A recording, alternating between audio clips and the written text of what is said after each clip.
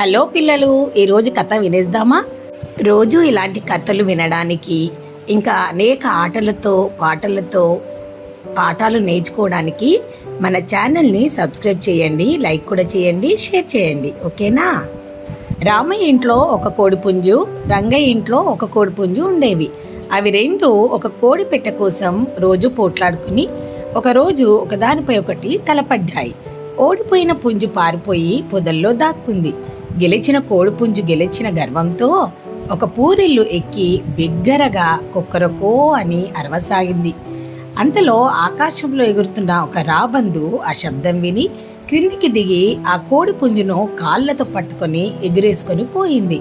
అప్పుడు పొదలో దాగి ఉన్న కోడిపుంజు కోడిపెట్టతో హాయిగా సహజీవనం సాగించింది. చూసారా పిల్లలు, ఎప్పుడైనా మనం గెలిచినప్పుడు గర్వంగా ఉండొద్దన్నమాట.